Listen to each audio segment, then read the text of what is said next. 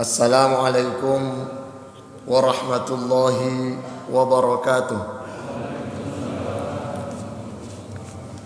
Mugi-mugi sedaya jamaah Masjid Jami' Babus Salam oleh Allah diberi kesehatan lahir batin, sehat walafiat, panjang umur, rizki lancar barokah.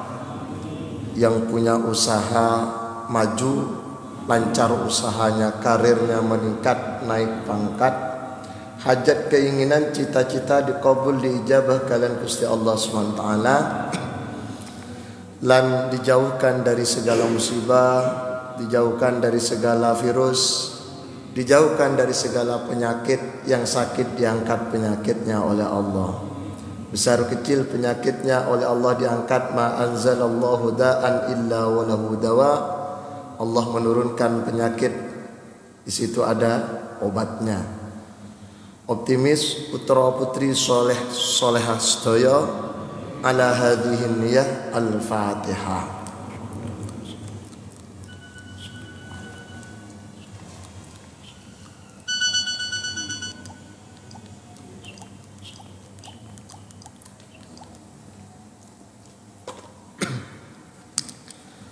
Astaghfirullah Rabbal baraya, astaghfirullah minal khataya, Rabbi zidni ilman nafi'an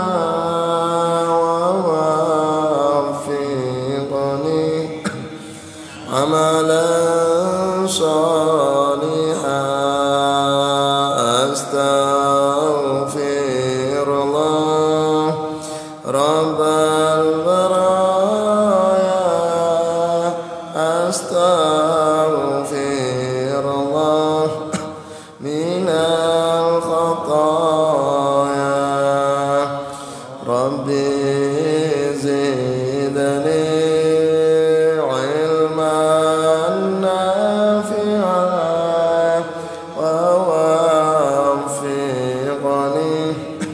amalan salihah. La ilaha illallah, la ilaha illallah, la ilaha illallah, Muhammadur Rasulullah. La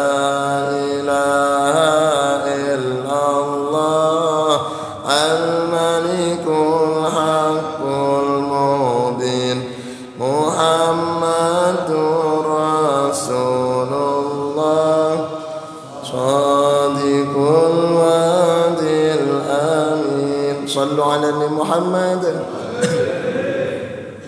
Alhamdulillah, pagi hari ini kula panjenengan sedaya kita semua masih bisa melanjutkan keistiqomahan kita sholat subuh berjamaah, lajeng yang lanjutkan dengan kajian hadis ahkam. Pagi hari ini kita akan berbicara terkait dengan hadis sahih Al-Bukhari dan Muslim. Sahih Bukhari nomor 1245, Muslim 951, dari Abu Hurairah terkait dengan kematian seorang Raja Najasyi yang sampai informasi itu di hadapan Rasulullah, yang kemudian oleh Rasulullah disolati jenazah secara gaib, yang kemudian apa yang dilakukan Rasulullah ini menjadi cikal bakal munculnya syariat solat gaib. Jelas apa jelas? Bu, jelas apa? Wa an Abi Hurairah radhiyallahu an, saking sahabat Abu Hurairah radhiyallahu an, Nama aslinya Abdullah bin Sokhar sebelum masuk Islam. Yang kemudian diganti oleh Rasulullah menjadi bapaknya kucing kecil. Kenapa? Karena Abu Hurairah itu kalau ngaji itu bawa kucing, Pak. Bapak bawa kucing? Betul. Disai, Pak. Waktu ngaji bunyi kucingnya, weong. Siapa bawa kucing? Saya, Rasulullah. Yang dikeluarkan kucing kecil, Pak. Kucing kecil bahasa Arabnya Hurairah. Kucing besar bahasa Arabnya Hirrah. Kalau kecil Hurairah.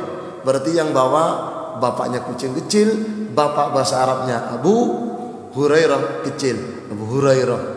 Kalau bapak senang pelihara burung, burung bahasa Arabnya Thair, berarti bapak Abu Thair.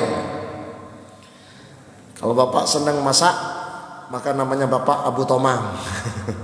Allahumma shalli Muhammad. Anna Nabiyya sallallahu alaihi wasallam satuhuni Nabi Muhammad sallallahu alaihi wasallam mengumumkan sopo Nabi Muhammad. Nabi Muhammad mengumumkan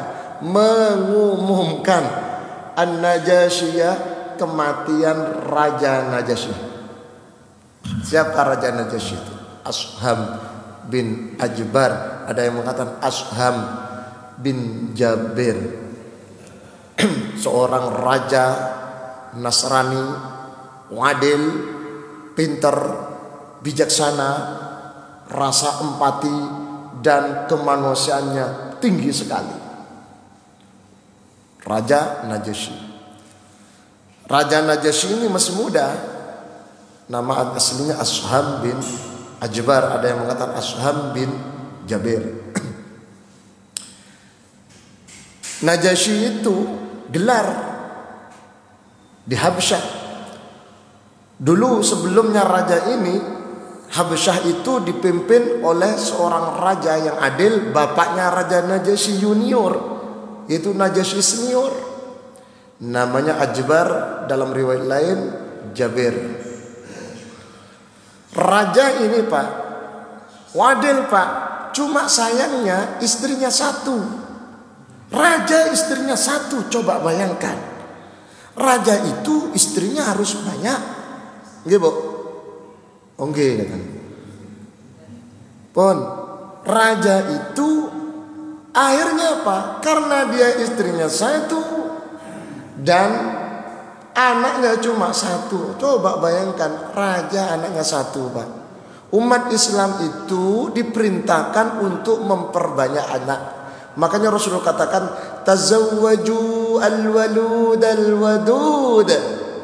Menikahlah kalian semua dengan wanita-wanita yang manaan. Manaan itu apa? Hamil lahir, hamil lahir, hamil lahir. Dengan berapa putranya? Kali, alhamdulillah. Nambah, bisa kan? Masih kuat kan? Nambah. Al-walud, perempuan wanita yang banyak anaknya. Al-wadud, yang dicintai. Jadi bukan hanya perempuan wanita itu adalah subur, tapi juga dicintai. Jangan menikah dengan wanita yang tidak dicintai. Jabir atau Ajbar, Raja Habsyah senior, Najasyi senior, punya istri satu, punya anak satu, cerdas, pinter, ganteng, Pak. Adiknya raja ini, Raja Najasyi senior, punya anak 12. Tradisi rakyat Habsyah waktu itu, termasuk Timur Tengah dan Afrika, kan Habsyah itu masuk Afrika, punya anak satu itu adalah tidak terhormat, Pak. Semakin banyak anaknya, semakin terhormat. Ini tradisi di Afrika.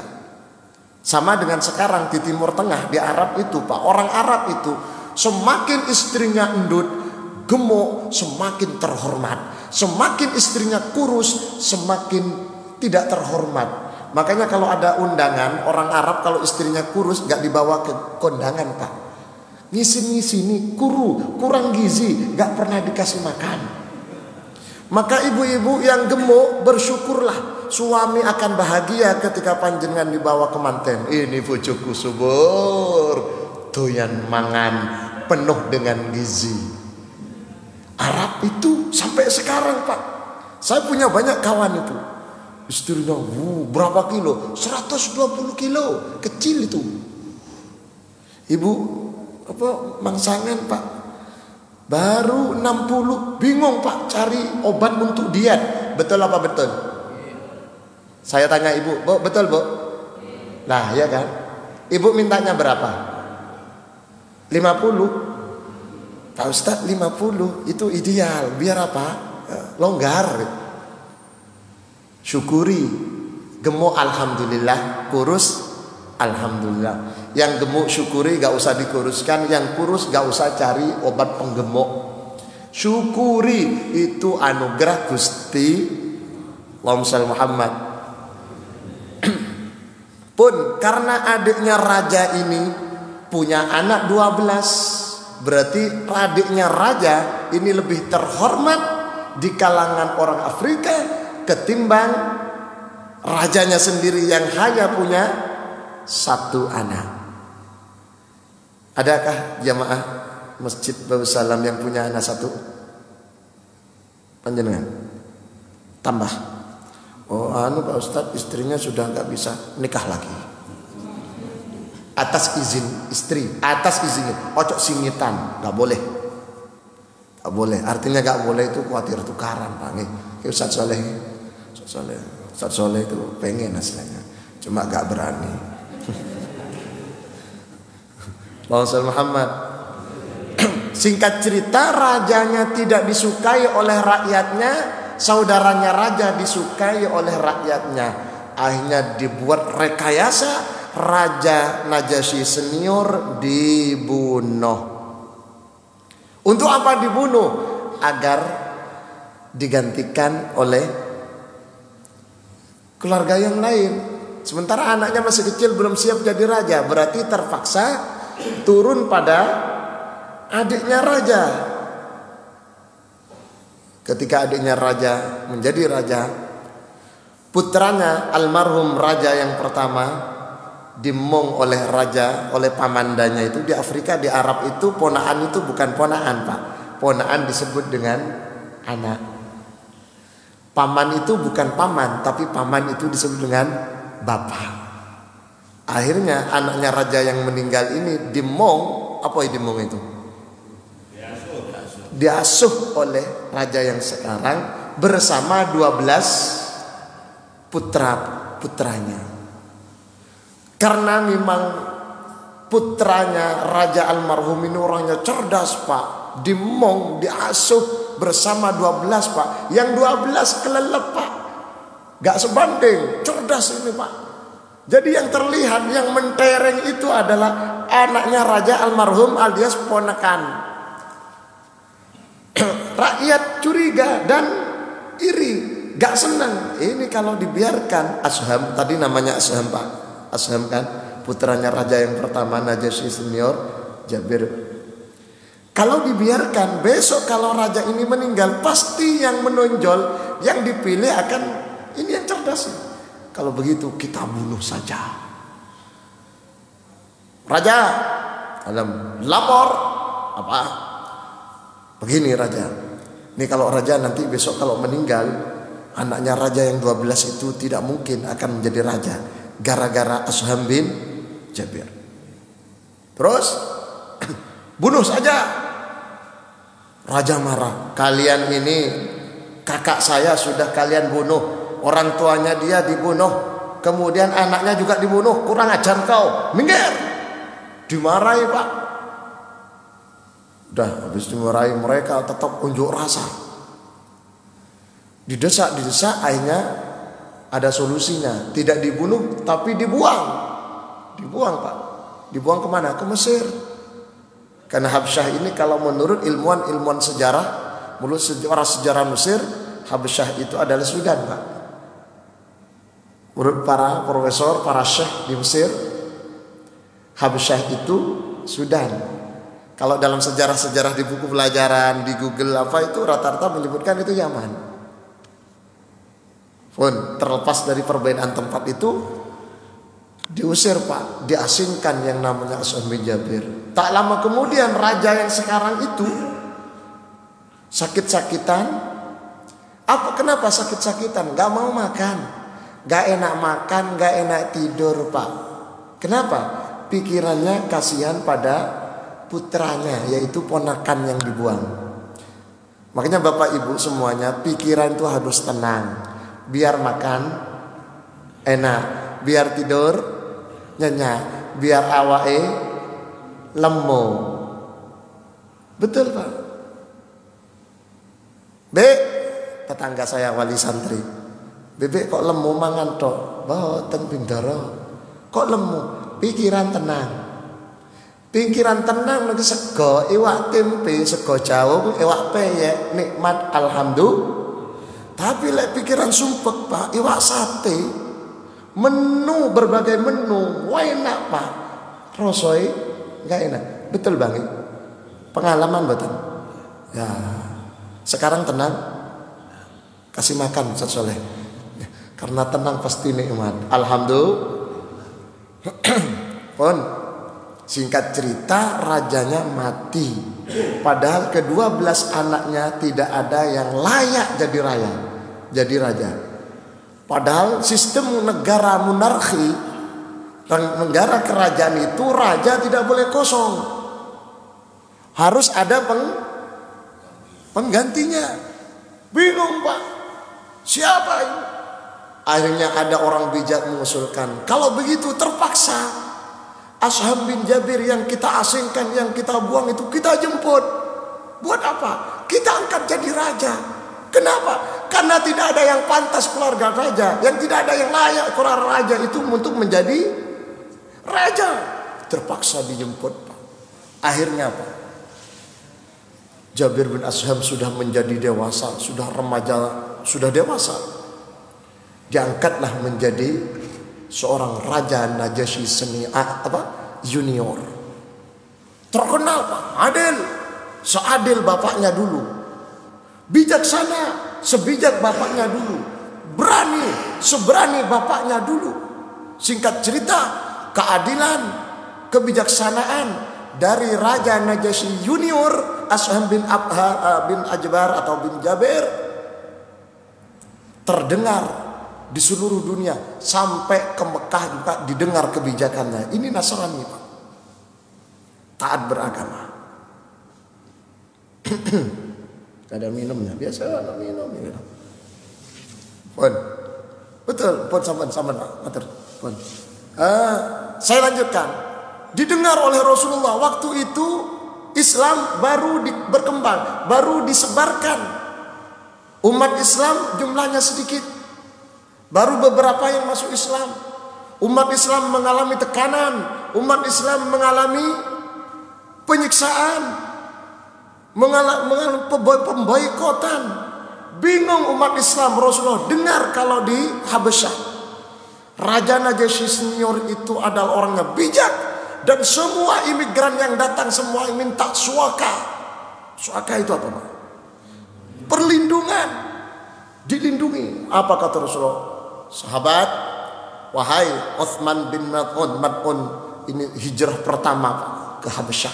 Pimpinan Uthman bin Mad'un, jumlahnya 11 laki-laki dan 5 perempuan. Total berapa Pak? 16 orang hijrah pertama. Singkat cerita, sekitar 3-4 bulan mereka mendapatkan informasi kalau di Mekah itu orang Mekah masuk Islam semua dan damai. Padahal itu hoak, informasi dari orang-orang kafir agar 16 orang ini balik ke Mekah, mau dibantai, mau dibunuh. Setelah balik ke Mekah ternyata suasananya semakin mencekam. Umat Islam disiksa, Bilal bin Rabah disiksa, kemudian para budak disiksa, orang-orang lemah dibunuh. Akhirnya singkat cerita, terkumpullah sekitar 80 dan 82 orang pimpinan sahabat Ja'far bin Abi Thalib, sepupu Rasulullah, saudara kandungnya Ali bin Abi Thalib, atas perintah Rasulullah untuk hijrah kedua kalinya. Hijrah kemana Pak? Habsyah, pimpinan Raja Najasyi Junior.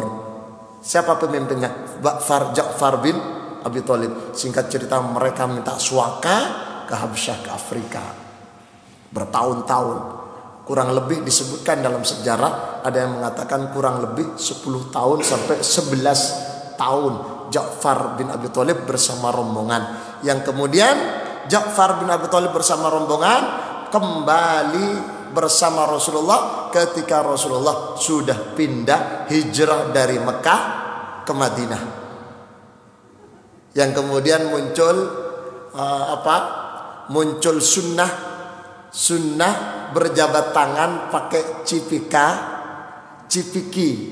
Bu, Ibu, jenengan pernah cipiki napa boten? Kali sinten? Karo bapak alhamdulillah, nggak apa-apa dengan suaminya, nggak apa-apa Pak, halal boten Pak? Halal.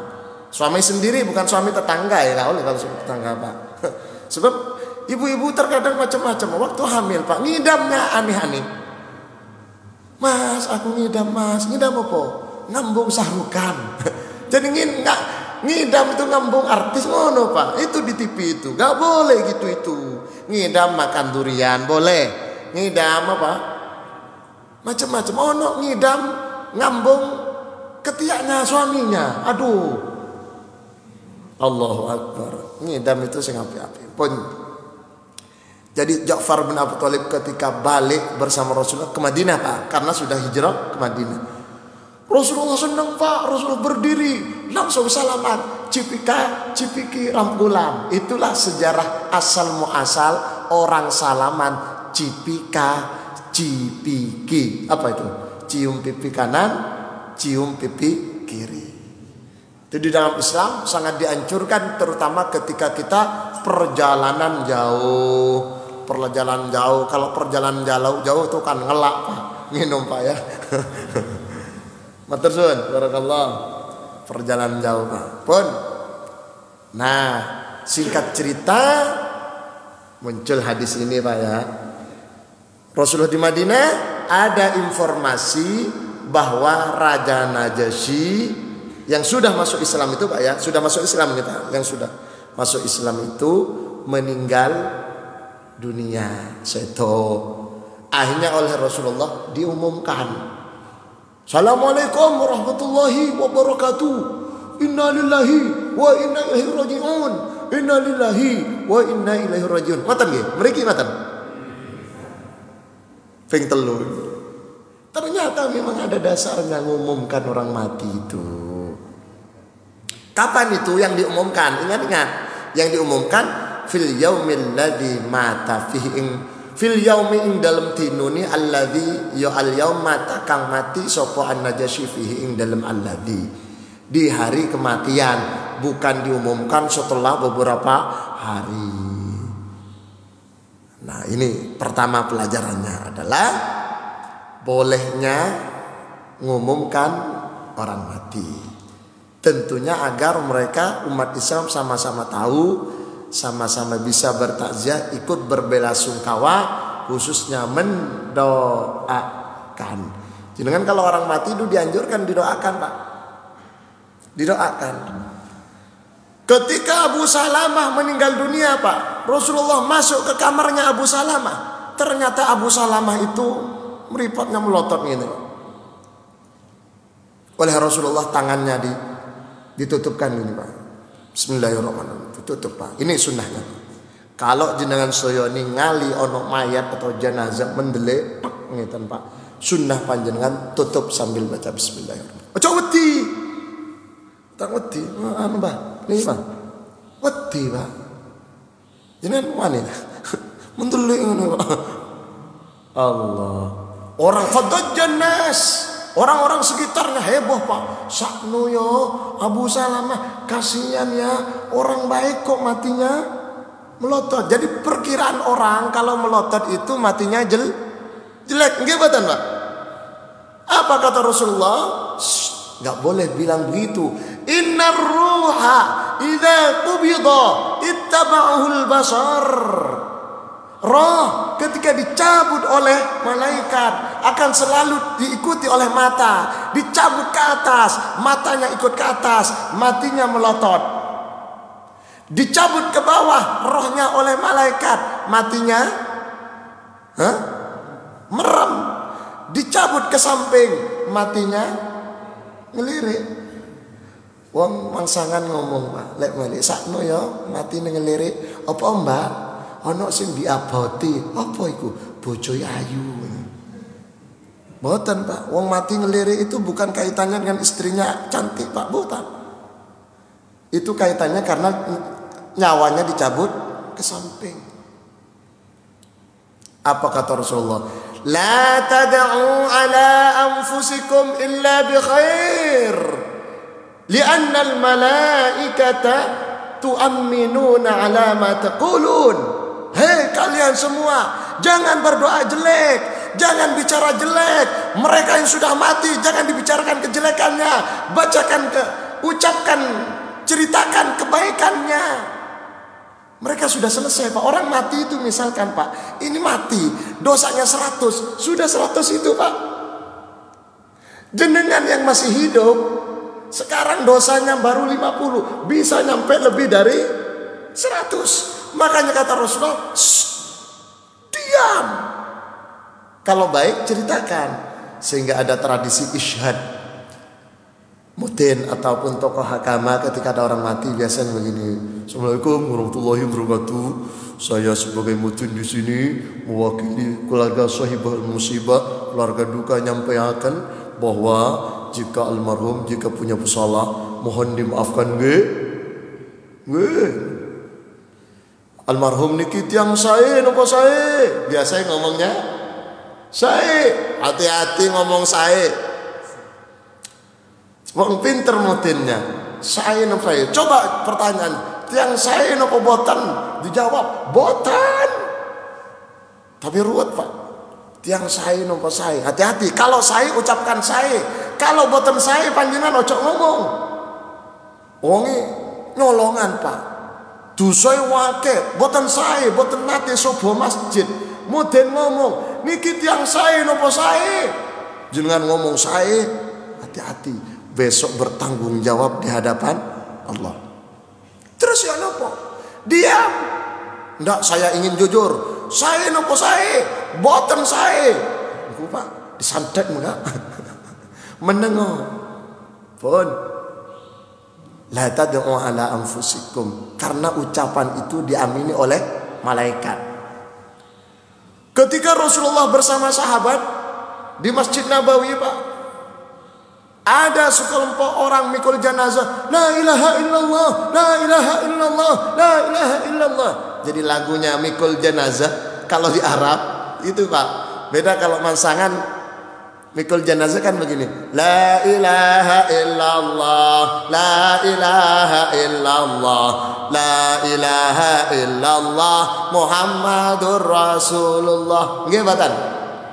Kalau di Arab mboten. La ilaha illallah, la ilaha illallah.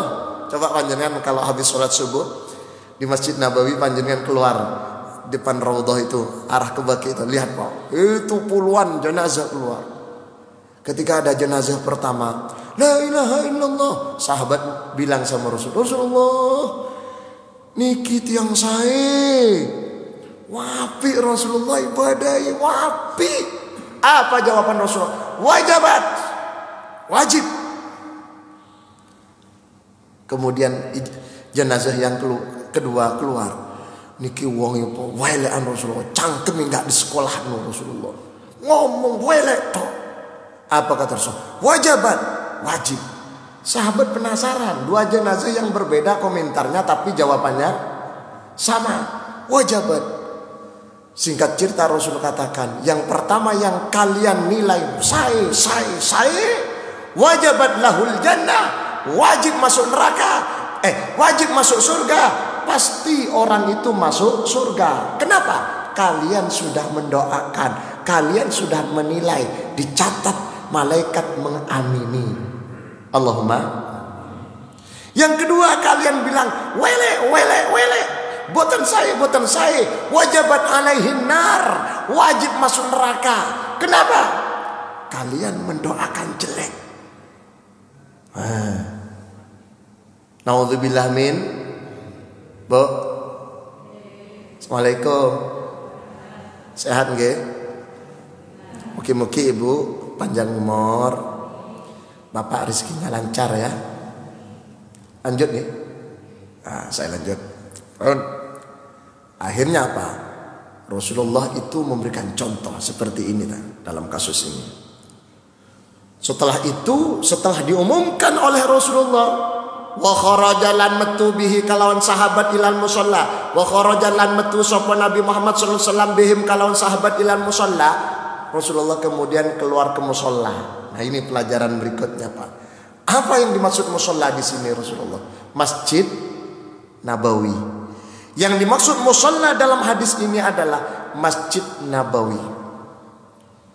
Karena di dalam Islam itu musalla itu ya masjid, masjid itu ya musalla. Wattakhidhu min maqami Ibrahim musalla, dan mereka menjadikan makom Ibrahim, yaitu ya di Masjidil Haram itu jadi musalla, tempat sholat. Karena di dalam Islam musalla ya masjid, masjid ya musalla. Jenengan kalau di Masjid Nabawi arah pintu 27, 28 kalau nggak salah ya, ke kanan ya. Kalau ke kiri kan ke Baqi ya. Itu ada masjid kalau nggak salah Masjid Ali bin Abi Thalib ya. Itu kalau di Mangsangan namanya apa? Musalla. Karena di Arab tidak ada musalla, semuanya masjid. Di Masjidil Haram kalau panjenengan arah ke apa ya? Ke belakang, bukan ke belakang ya. Arah ke tempat parkir masjid. Di situ ada Masjid Salman Al Farisi, sekarang jadi satu dengan Masjidil Haram, Pak. Pelebaran dekatnya perpustakaan Mekah, Masjidil Haram itu. Itu namanya kalau di Indonesia namanya apa? Musholla. Nah, artinya apa? Kalau di Indonesia itu kenapa musholla dan masjid dibedakan? Sebab kalau dinamain masjid semua kalau Indonesia cenderung mau dipakai sholat Jumat. Sehingga oleh ulama Indonesia bijak sekali masjid untuk sholat Jumat, kalau musholla sholat 5 waktu. Karena di dalam Islam itu kalau masjid dipakai Jumatan namanya masjid jami. Sehingga Babus Salam ini namanya Masjid Jami Babus Salam. Kalau ada musholla namanya sini, apa namanya musholla? Taubah. Taubah berarti namanya Masjid At-Taubah. Dalam Islam Masjid Taubah. Gak usah jami. Karena apa? Karena musholla itu Masjid Taubah tidak bisa, bukan tidak bisa, tidak dipakai untuk sholat Jumat, tapi sholat jamaah biasa. Silakan. Kalau di mushola itu bolehkah sholat qobliyatan masjid? Kalau mushola mengikuti pendapat ulama, termasuk saya yang setuju, mushola itu adalah masjid, maka silakan sholat.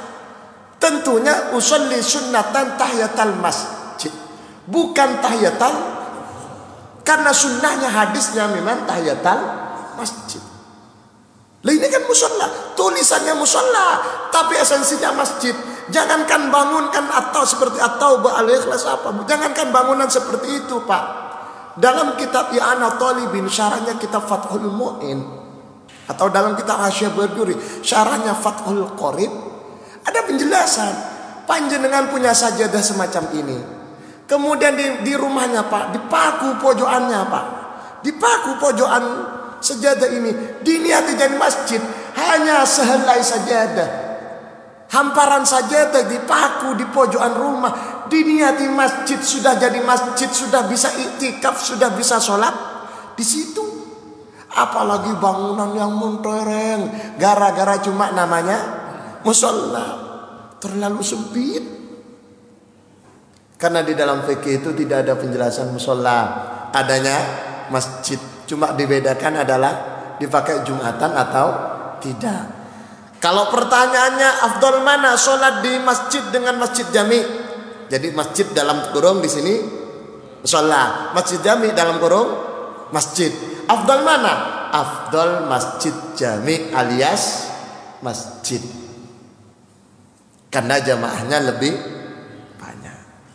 Muhammad, matan lagi. Baik, saya lanjut dulu. Nanti pertanyaan. Atau ada pertanyaan sebelum dilanjut? Silakan. Tak ada, tak apa. Tak ada. Fasoffa alaihim, Rasulullah bersama sahabat sof untuk sholat ghaib. Sholat ghaib di dalam Islam ada dua. Sholat ghaib itu Rasulullah langsung Pak. Rasulullah tidak pakai telepon karena memang tidak ada telepon waktu itu. Tidak telepon, jenazahnya sudah dikuburkan apa tidak? Sholat ghaib kalau memang jenazahnya tidak ada, tidak usah menunggu informasi itu. Boleh misalkan sudah dikuburkan atau tidak. Tapi masyarakat terkadang kalau belum dikuburkan gak mau Pak, nunggu dikubur dulu biasa. Ya wes gak apa-apa, ojo dilarang. Wes nunggu kuburan, ya wes gak apa-apa.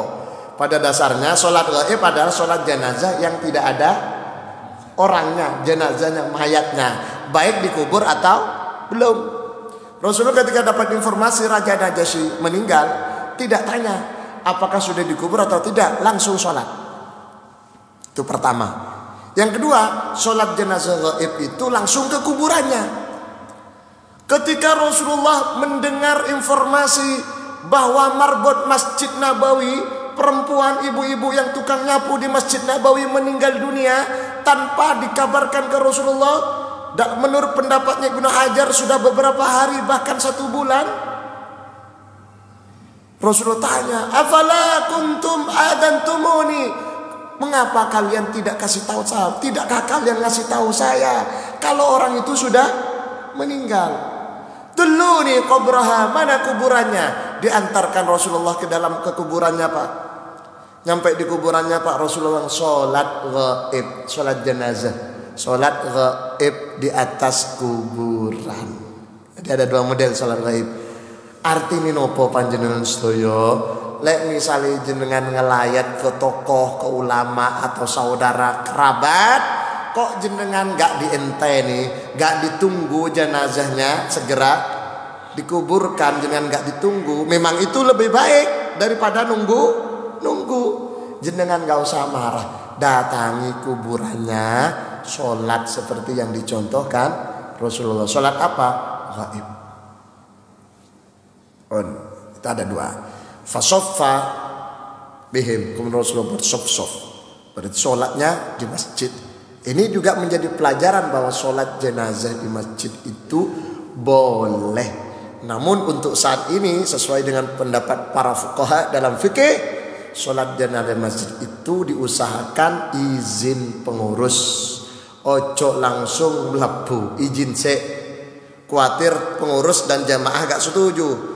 Bah, cari ini tuan rumah, izin bah, mau sholat jenazah di Masjid Babu Salam. Kata pengurus, gak boleh. Nopo bah, awake sik urip gak tahu sapa masjid. Waktu hidup gak pernah ke masjid, lek wis mati minta disolati di masjid. Wah, boleh bilang begitu? Boleh Pak. Boleh pengurus bilang begitu Pak, sebagai pembelajaran. Seperti ada kasus Pak, kasus di tempat di Surabaya. Begini, ada pengumuman, pokoknya wong sing nggak tahu jamaah nang masjid, jamaah masjid kata tokoh agama di situ tidak dianjurkan ikut tahlil sama orang yang nggak tahu sopo masjid. Betul Pak, kasus itu terjadi.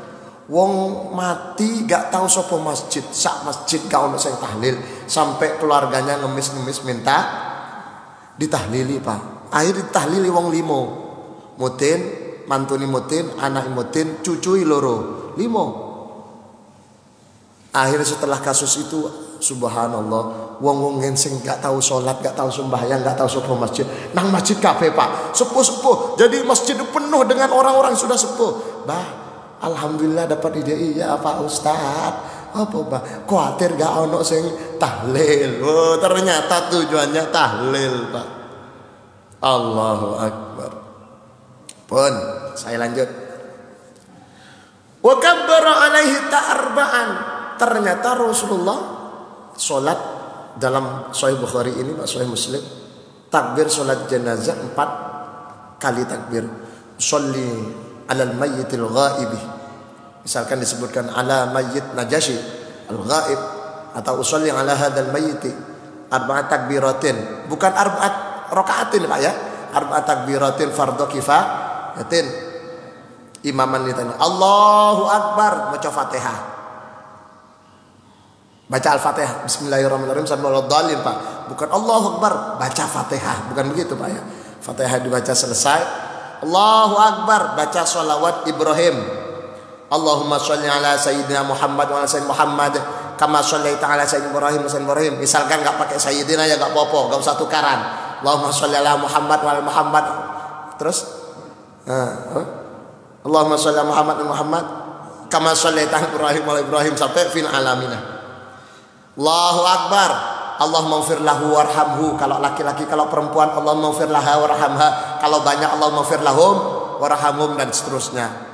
Takbir keempat Allahu Akbar. Allahumma la tahrimna ajrahu wa la taftinna ba'dahu waghfir lana wa lahu, dan seterusnya.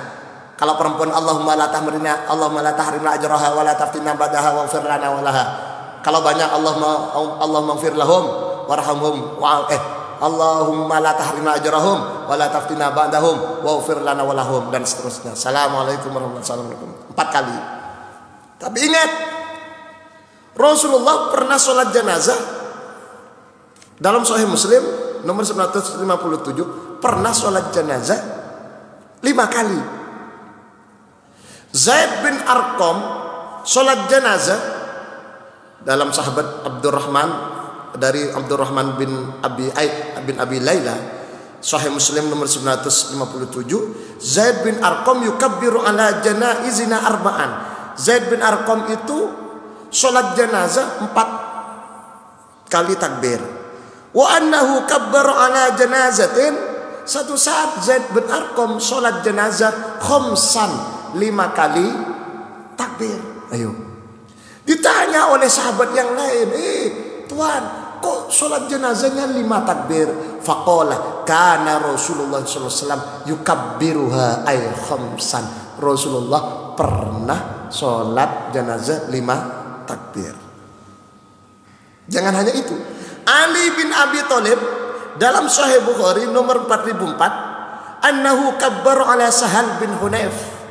Ali ketika sholat jenazah pada sahabat Sahal bin Hunayf, seorang pejuang Badar, perang Badar, sholat jenazah pada jenazahnya sitan 6, takbirnya 6. Ditanya oleh sahabat, kenapa Ali? Innahu badariyun, dia adalah pejuang Badar, perang Badar, alias pahlawan. Apa maksudnya ini Pak, hadis ini Pak? 4, 5, 6. Misalkan ini hanya pembelajaran bagi kita semua.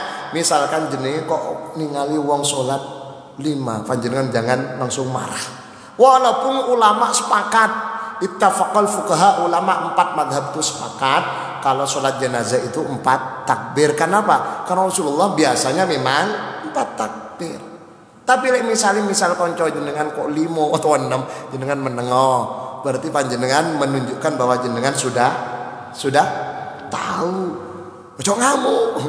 Yang ngamuk itu rata-rata tidak tahu. Maka bedanya orang tahu dan tak tahu itu adalah kalau orang nggak tahu itu cepat ngamuk, cepat nyalahkan orang lain.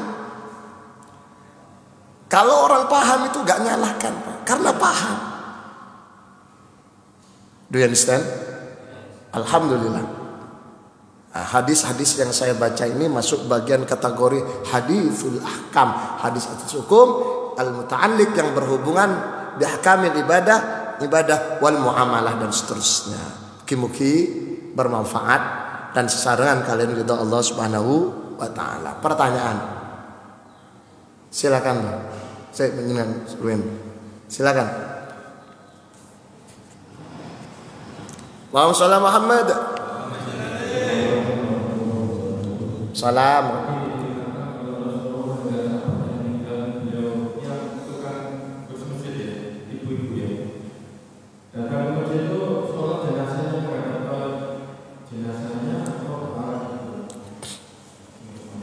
Baik. Jadi bagaimana ketika kita sholat jenazah, apakah posisinya duduk, posisi imamnya posisinya ada di sebelah mana? Rasulullah SAW ketika nyolati jenazah perempuan, faqama wasataha, dalam Sahih Bukhari nomor 1332, Sahih Muslim 964 dari Samurah bin Jundub, qala shallaitu wara'an nabi, aku sholat jenazah di belakangnya Nabi, alias jadi makmum. Alam ra'atin, pada seseorang, matat kang mati fi nafasiha, gara-gara melahirkan. Ada perempuan lahir mati. Faqama wasataha, Rasulullah berdiri tengahnya. Wasataha itu ada yang mengatakan lurus bokong, ada yang mengatakan lurus pusar, sehingga posisinya normal. Kalau Indonesia berarti kepalanya ke utara. Dalam hadis lain Rasulullah faqama ala ra'sihi, Rasulullah sholat jenazah lurus kepalanya. Ternyata laki-laki. Kalau laki-laki Rasulullah lurus kepala, kalau perempuan Rasulullah lurus udel atau lurus ini bagian tengah. Hadis yang kedua. Hadis yang ketiga, Rasulullah menganjurkan mu'dhamul jasad. Mu'dhamul jasad, sebagian besar jasadnya jenazah itu ala yaminihi, sebelah kanannya yang sholat, sebelah kanannya imam. Inilah pentingnya memahami hadis itu tidak satu, Pak. Kalau orang itu paham hadis satu pasti salah. Membaca hadis ini berarti setiap jenazah berdiri di tengah, atau membaca hadis yang satunya setiap jenazah berdiri di kepala. Makanya di dalam usul fikih itu ada teori, kalau ingin paham sebuah hadis minimal 3 hadis, jangan satu. Orang salah paham dan pahamnya salah, rata-rata cuma hadis 1 yang dibaca, minimal 3. 1 hadis berdiri tengah, 1 hadis berdiri kepala, 1 hadis menjelaskan mu'dhamul jasad. Kemudian disimpulkan oleh para ulama fikih, khususnya di Indonesia, kalau laki-laki, kalau perempuan kepalanya di utara, lurus di tengah. Sehingga kalau lurus tengah, sebelah kanannya perut, pusar, dodo, leher, kepala. Kalau laki-laki kepalanya ke selatan, berdiri di kepala, sehingga dodo, pusar semuanya ada di sebelah kanannya imam. Gitu. Jadi ada perbedaan. Monggo. Yang pertama sudah terjawab itu. Siap. Di antara kepala, di selatan dan utara. Sudah terjawab. Siap. Yang kedua adalah orang perempuan itu bolehkah menyolatkan jenazah? Sholat jenazah perempuan boleh sholat jenazah. Tidak ada larangan. Cuma masalahnya di Indonesia gak lumrah panggil. Ngir wadon. Sing penting gak campur. Nah, yang ulama berbeda pendapat itu kalau perempuan ikut ke pemakaman, jumber-jubel berkumpul dengan laki-laki. Sebaiknya kalau perempuan itu gak usah ikut ke kuburan, Pak, Bu. Gak usah ikut ke kuburan, biarkan bapak-bapak yang ke kuburan. Baru setelah dikubur bapak-bapak pulang, panjenengan mau nyekar, gak apa-apa. Jadi ikut sholat jenazah perempuan tidak masalah. Tidak masalah. Terlebih misalkan di satu tempat gak ada laki-laki, Pak. Laki-lakinya di perumahan kerja semua, Pak. Cuma mudin lanang siji, wadon wake, berarti imamnya mudin itu, perempuan yang di belakang makmum semua. Ngeten nggih? Mugi-mugi bermanfaat. Kita akhiri dengan pembacaan surat Al-Asr. Al-Asr bersama-sama. Bismillahirrahmanirrahim. Wal 'ashri innal insana lafi khusrin illa alladziina aamanu wa 'amilus shalihati wa tawassaw bil haqqi wa tawassaw bis sabr. Subhanakallahumma wa bihamdika asyhadu an la ilaha illa anta astaghfiruka wa atubu ilaik. Walhamdulillahirabbil alamin. Assalamualaikum warahmatullahi wabarakatuh.